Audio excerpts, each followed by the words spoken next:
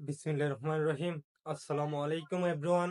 আজ আমরা পৃথিবীর বৃহত্তম দেশগুলা বা ক্ষুদ্রতম দেশগুলা খুব সহজে শিখবো। পৃথিবীর বৃহত্তম বা ক্ষুদ্রতম দেশগুলাকে দুই ভাগে ভাগ করা যায়। একটা হলো আয়তনের দিক দিয়ে, একটা হলো জনসংখ্যার দিক দিয়ে। একটা হলো আয়তনের দিক দিয়ে, আর একটা হলো জনসংখ্যার দিক দিয়ে। আয়তনের দিক দিয়ে সবচেয়ে বৃহত্তম দেশ হলো রাশিয়া। 2 নম্বরে আছিল কানাডা।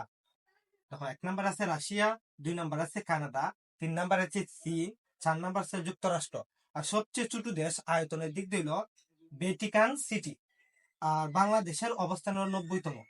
এই আয়তনের দিক দিয়ে বাংলাদেশের অবস্থান হলো 90তম। দেখো, জনসংখ্যার দিক দিয়ে হলো সবার উপরে অবস্থান করছে ভারত। জনসংখ্যার দিক দিয়ে সবচেয়ে জনসংখ্যা বেশি আছে ভারতে। 2 নম্বরে আছে চীন, 3 নম্বরে যুক্তরাষ্ট্র। আর বাংলাদেশের জনসংখ্যার দিক দিয়া বাংলাদেশের অবস্থান হলো অষ্টম। আর সবচেয়ে ছোট জনসংখ্যার দিক দিয়ে সবচেয়ে ছোট দেশ হলো ভ্যাটিকান সিটি।